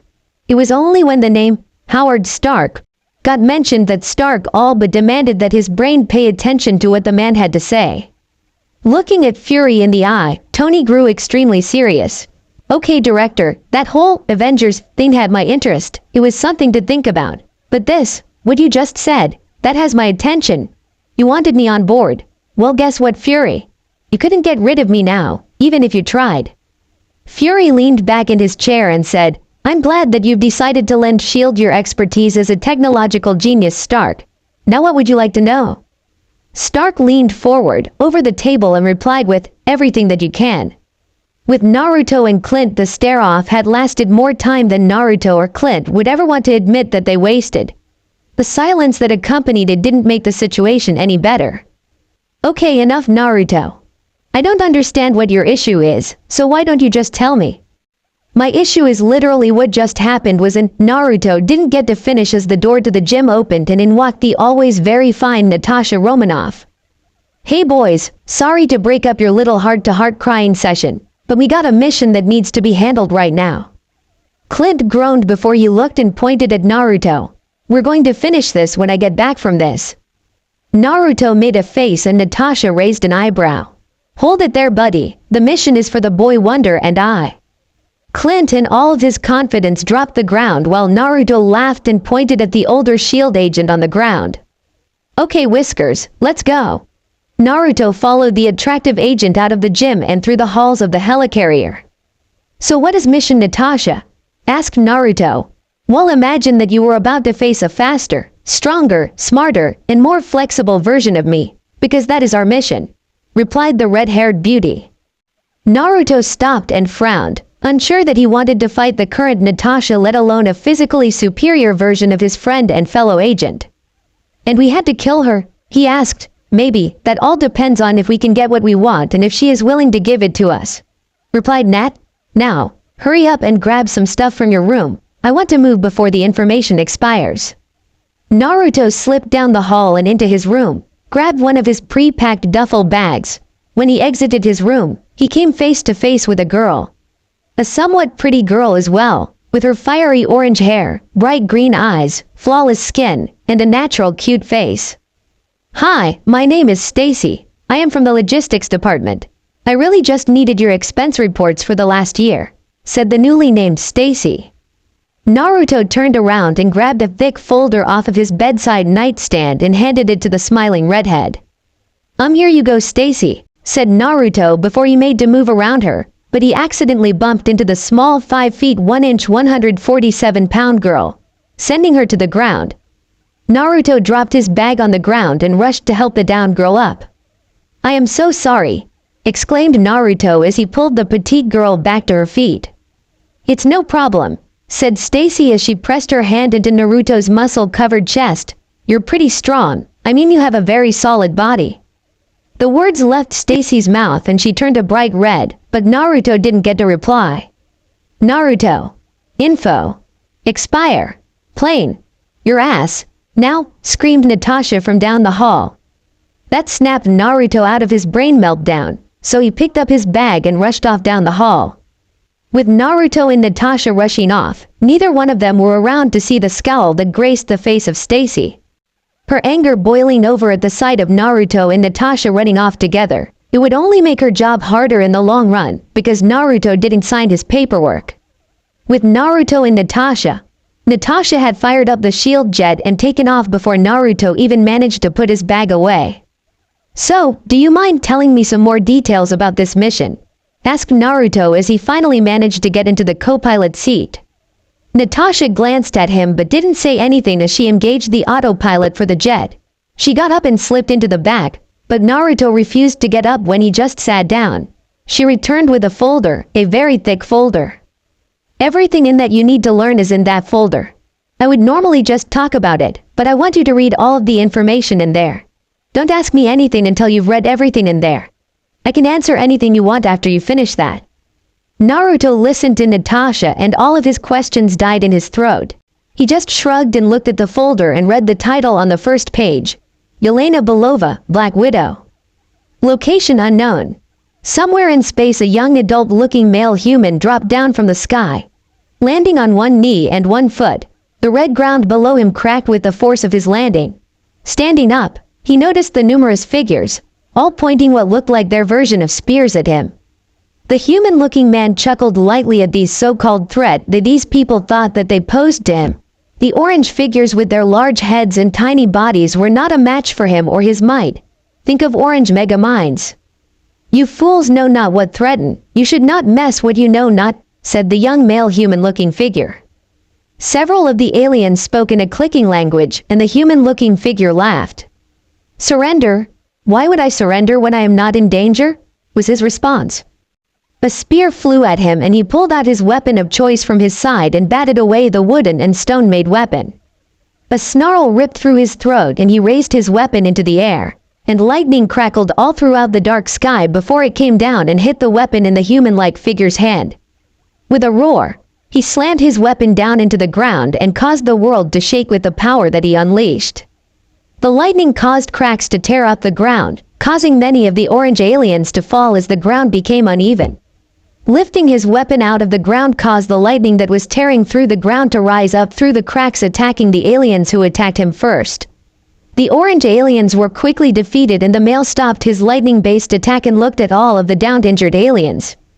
Just then a burst of multicolored light crashed down next to him. Brother, are you done here? Asked the dark-haired male figure, the person who had come in the burst of light. Loki, what are you doing here? Asked the light-haired male figure, asking his dark-haired brother Loki. Father had said me to make sure that you accomplished what you were sent to do. So, I will ask you again, Thor. Did you finish? Asked Loki. Mumbled Thor. Did you free the Agami from the Losha? Which was which again? Did you free the orange people from the purple people? Said Loki before he looked around and sighed as he noticed all of the large-headed orange aliens on the ground. Let's clean this up, said Loki as he got prepared to help clean up Thor's mess again for the 33rd time this year. It was only March. Back with Natasha and Naruto somewhere near Europe. Naruto wasn't someone who tended to get surprised. He was a very capable thinker. Shield made him that way, and he was always thinking of new things. New things such as new ways to train, new strategies to attack people, new fighting moves, new ways to interrogate people, and new ways to develop himself, whether through his newfound chakra ability or standard mental, physical, instinctual developments. But what he had read in the folder, it was very much inhumane to do so to any human being. When he had started his reading on the folder that contained information on Yelena Belova, the new USSR Black Widow, Naruto wasn't expecting what he read. The tortures, both mental and physical. They would tie her up and beat the shit out of her until she was on death's door, only to heal her up and repeat the process until her body hardened and became able to endure more than any human could, making her physically tougher than 99.9% of the world. To make her mentally tougher, they would mentally impact the idea of her being pregnant via rape into her mind before simulating the termination of said baby. It was a terribly inhumane manner of training that Naruto found to be a very cruel and unusual tactic, as the pregnant body of a female begins to produce oxytocin, the love hormone. They basically waited until her brain chemically forced her into emotionally loving the unborn baby, before forcibly removing it from her body. That combined both of these methods when they decided that they should just sterilize her at the ripe age of 17. She was mentally and physically destroyed time and time again, only to rebuild her again and again. Whatever they did, it worked because she was basically Natasha Romanoff 2.0. Where Natasha was a solid 5 feet 5, Yelena Belova was 5 feet 7. Where Natasha had 7% body fat, Yelena Belova was at a staggering low 3.7%.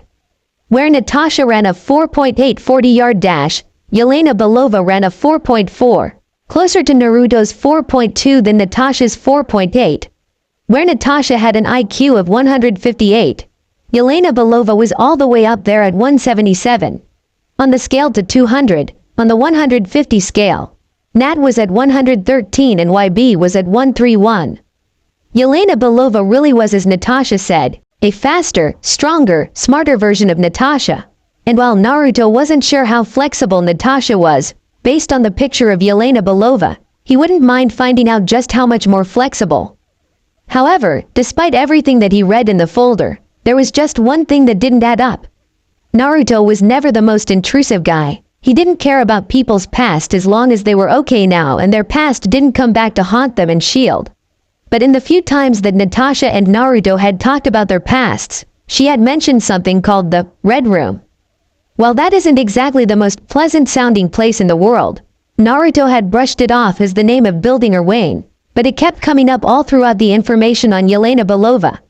Once is just chance, twice is a coincidence, thrice is a trend, 4 times is enemy action, 5 or more times is direct war.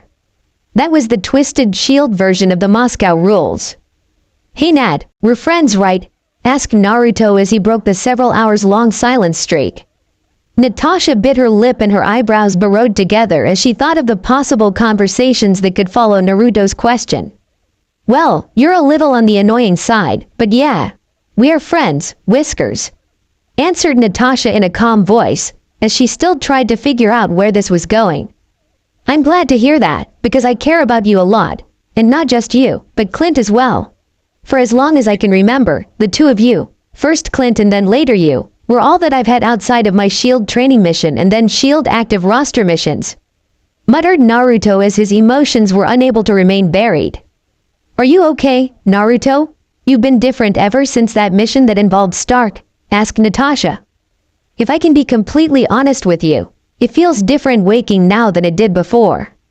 Is it because of the fact Natasha didn't get to finish as Naruto cut her off? "It has everything to do with almost dying. I rarely get hurt, and if I do, it is usually nothing more than a scrape or a cut. But to almost die, feeling my body numb up, feeling the light-headed feeling as the view of the world got darker and darker, to feel my blood leaking out by the pint, it was a wake-up call," rambled on Naruto as he tried to put his emotions and thoughts in words that would do justice to what he was feeling. "Naruto, we've all been through something like that before. Those moments happen. What you need to do is determine whether you will allow the thought and the fear dying hinder you, break you. Or will you use it as fuel, something that will allow you to rebuild yourself, better than ever." Naruto nodded and before he could think about it said, "It really makes me amazed at Clint. He's just an average guy. He doesn't have a foreign energy source pumping through his veins. And he isn't a super solid or experiment like you are, am I right, Natasha? His question surprised Natasha more than anything else that he had said so far on the mission trip. Her neck snapped towards Naruto and looked at him in the face, with wonder on her face. What did you just say? She asked. Naruto didn't wait in repeating himself. You're a super solid or experiment, Natasha. What makes you think that? She asked again, trying to wrap her head around this sudden change in direction of the conversation. Well, you mentioned the Red Room before as the place that helped form your skill set. Well, Yelena Belova also was trained there. And all of the things that were done to her seemed to have been reported by someone who knew exactly how they happened. It was as if the person who reported all of this information had gone through the same exact situation and torture. I couldn't help but wonder, who do I know that has ever even mentioned this Red Room place? Well, it was the one and only Natasha Romanoff. What really tipped me off was the way that you described her, a better version of yourself. The issue with that is that you have proven to be the best time and time again, and you're not exactly Miss Modest in terms of praising your own skills. Which leads me to my next point. In the files on Yelena Belova, it mentions that she was experimented on to try and become the Soviets' version of Captain America. Suddenly, it all clicks for me. You're both from the same training place or experiment lab. The personal style of the torture descriptions, the way that you described her, and the immediate rush to put her down. She's basically who you used to be, but with enhancements. Natasha groaned at the long explanation that Naruto provided, mostly because of how correct that it was. Also because of how fast that he put it together. They hadn't even started the mission yet and he already had figured it out. So, she did what she could and groaned before saying, sometimes, I really hate S.H.I.E.L.D. for making you into this world-class super spy. You've basically got it right except for a couple of minor details. Naruto didn't look happy and all he could do was look at Natasha with a very sad expression on his face. So, how long have you known that you could never have children? Natasha frowned, for around the same amount of time that I wished that I could one day start a family in my life after S.H.I.E.L.D. With Clint in a generic-ass S.H.I.E.L.D. strike team, Clint had learned many things in his 11 years of spy work. Some things applied to life and others were just useless in all areas of life. The key to being a really good and competent spy was being able to learn new things, something that Clint sometimes struggled with. They say you learn something new every day. Clint just learned something new today. When your partner is off on a mission and she doesn't take you, maybe you don't complain to your boss that she picked another agent over you. Because all he hears is that you want a mission and don't have one. So, what does he do? He gives you the shittiest one that he could find by sending you and 4 nobodies to the middle of nowhere, South America. You know, I didn't go to medical school for this, said one of the new strike team members. Charles, do us all a big favor and shut the fuck up, said Agent Castle, a sandy-haired white man who had been a strike team leader for close to 8 years. Clint decided now was the moment that he impart the mission details to the rest of these guys, mostly because he didn't want to be the only person capable of doing the mission. Not only would that make everything harder to accomplish, it wouldn't make sense to bring 4 other guys with him if they didn't serve a purpose. Okay, listen up ladies. Our objective is not a complicated one. We are simply here to observe and report. Generic strike team member number 1 smirked and said, I love that movie. Hell, I like anything with Seth Rogen. Clint made a face and said, yeah no, that has nothing to do with the mission at hand. Do any of you remember the thing that destroyed a bunch of Colorado and Utah a couple of years ago? It was big and green. Getting a round of nods, Clint continued on. Well, it has regressed back to its normal human form. The name is Bruce Banner, the scientist. We were monitoring him when he was traveling through rural American towns, but for some reason he decided that he was going to come down here to South America. Fury wants us to find out why he is down here and if possible, don't let him green out on the people down here. Getting another round of nods, Clint sighed as he had no idea how troublesome this mission was going to be. It would lead to him just enjoying every moment that Natasha went on a mission by herself or took someone else with her. Let's just say, South America and Agent Clint Barton will not be a mutual positive experience for anyone on the mission. But then again, you win some and you lose some, but you can't spell Clint without using AL. In the S.H.I.E.L.D. base, Stacy answered the S.H.I.E.L.D. board of directors summons through a wristwatch. Board members, what can I do for you today? You can start by giving us an update on your progress, stated male board member number 1. I've made contact with the target. I even engaged in conversation and made physical contact with the target, reported the red-haired agent. Good, we expect more of the same progress in the next report, said the lone female board member. Actually, the target was assigned a long-term mission with Agent Romanoff, said Stacy as she tried to lower expectations for her next week report. Well, all that means is that you need to throw yourself at him harder than you have before, said male board member number 2. I will do what I can, said Stacy before they hung up on her. God, I hate people, muttered Stacy as she started getting ready for bed. When you are a world-class super spy who lives life on the intersection of danger and death, you probably would develop a sixth sense about danger. Or at least that is what Naruto thought would happen because he didn't feel like anything was wrong until the missile slammed into the right side of the shield jet and blasted it out of the sky.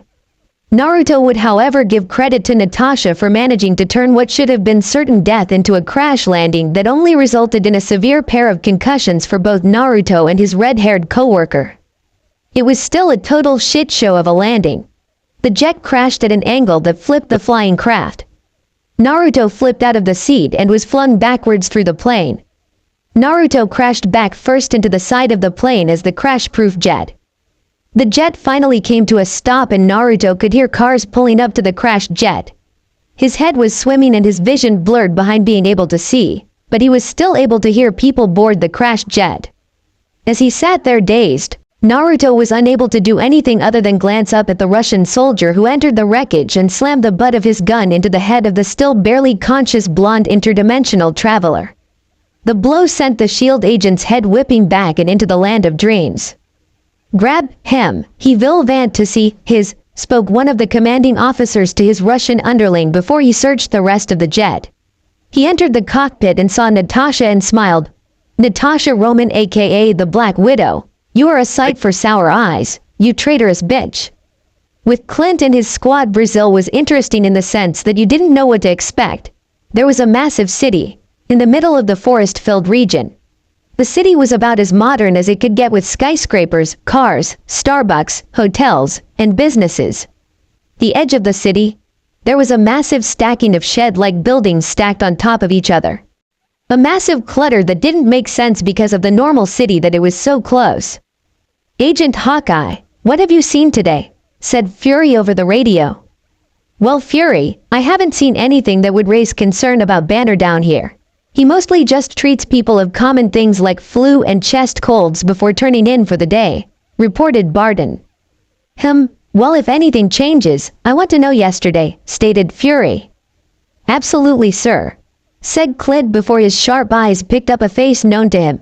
Pressing the radio again to speak to Fury, Clint spoke, Sir, did you know that General Ross is down here? Fury was no pleased by that as he screamed, Motherfucker, over the radio before he gave Clint his orders. I don't care if you have to put a bullet in his head, you keep Ross away from Banner. I refuse to let Banner go green because Ross is an idiot who doesn't know when to leave something alone, ordered Fury. Your words are my actions, sir, said Clint as he pulled out his sniper and aimed it at the United States of America general. With Tony Stark in New York, there were many things that could change your perspective on life. Almost dying was one of them. Finding out that your dad was a founder of the greatest spy agency of all time while realizing that you didn't really know him was another. The combination of them both was what was wreaking havoc on Tony's mind. Opening the file that contained information on Howard Stark and his role in S.H.I.E.L.D., Tony looked at the same information that he had already read more than 4 times. It was reading the file where Colonel James Rhodes found Tony. Knock knock, said Rhodes. You said knock knock when you could have actually just knocked on the door, said Tony without looking up. Are you busy? Asked Rhodes upon seeing the lack of attention that he was getting from Tony. Tony closed the file and slid it into a safe-like drawer of his desk before looking up at his friend. No, I was just reading something interesting, said Tony. Oh, what is it about? Asked the colonel. That depends. What do you know about S.H.I.E.L.D.? Tony said, answering a question with a question. Colonel James Rhodes' face turned extremely serious and he looked at Tony in the eyes and asked him, Where did you hear about that organization, Tony? You remember my battle on the top of the Stark power plant with that huge arc reactor? Well, one of the reasons that I survived is that there was this kid, no older than 16, fought side by side with me. He said that he was a SHIELD agent. You got to be careful around them, Tony. SHIELD is a bit unique.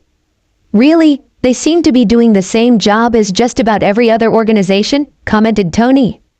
Sure, they do the same job, trying to make sure that this world doesn't tear itself apart. However, they go about it completely differently. They use tactics and methods that are less than morally okay. They're cold and ruthless with their actions, all on the orders of a man who doesn't have the best track record, said Rhodes with an air of disgust. I wouldn't get on a high horse. I know all about the operations in the Middle East, said Tony. Tony, the United States Army is, started Rhodes, doing the same amount of shady shit that everyone else is doing. The difference is they don't justify it by saying that America knows best, stated Tony. Rhodes didn't say anything in response, and Tony turned back to his desk looking away from his friend. You came here for a reason, Rhodey. Either say why you are here or leave. Never mind, Tony.